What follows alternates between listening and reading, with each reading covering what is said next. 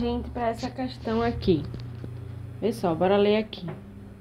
A gente sabe, né, que considerando... Vamos logo ler aqui só o enunciado para a gente saber qual o texto aqui. Considerando a literatura do texto de Tomás Antônio Gonzaga, é possível identificar nele uma grande influência da estética. Então, ele quer saber, né, diante da leitura que a gente vai ter, né, da obra dele, ele quer saber qual a influência que essa poesia vai ter.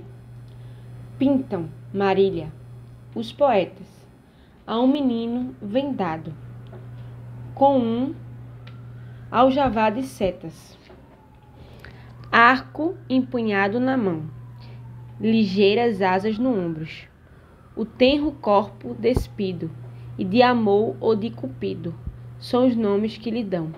Porém eu, Marília, nego que assim seja amor, pois ele nem é moço nem é cego, nem setas nem asa tem. Ora, pois, eu vou formar-lhe um retrato mais perfeito, que ele já feriu meu peito, por isso o conheço bem. Os seus compridos cabelos, que sobre as costas ondeiam, ondeiam, né? Eu não estou conseguindo mais ampliar. São que os de Apolo mais belos, mas de loura cor não são.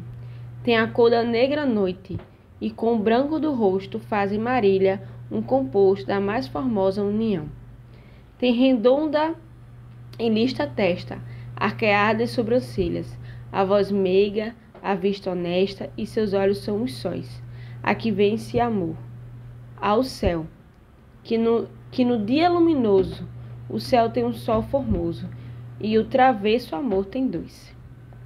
Considerando a leitura, né, que eu já falei de Tomás Antônio Gonzaga, aí a gente vai ter que entender aí qual é a influência da estética. E quem é Tomás Antônio Gonzaga? As obras dele, né, nesse caso aí é a obra chamada de Marília de Disseu, que tá até aqui, é o nomezinho.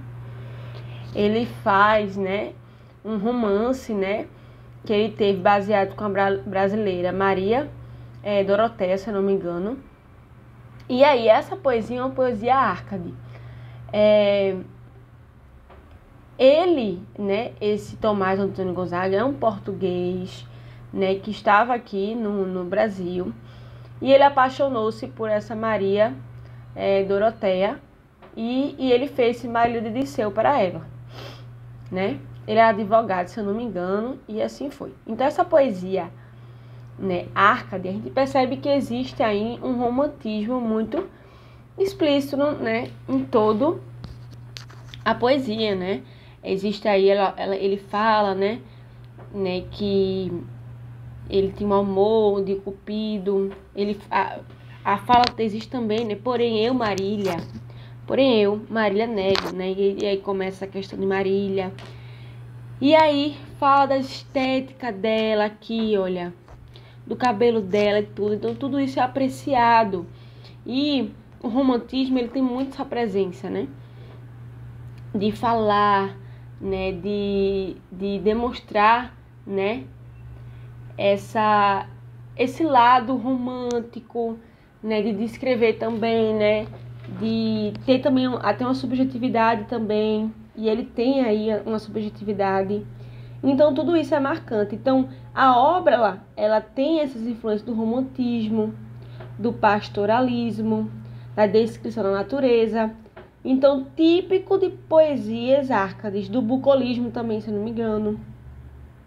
Então não é uma influência clássica, nem barroca, né? Não tem esse lado muito religioso, assim vai, nem quientista, né? Que o quientismo é uma corrente literária que tem mais função de descrever o ambiente, né? Assim, porque não era nem uma função muito literária no sentido assim, de formar algo, né, bem estruturado, de expressar sentimentos, não.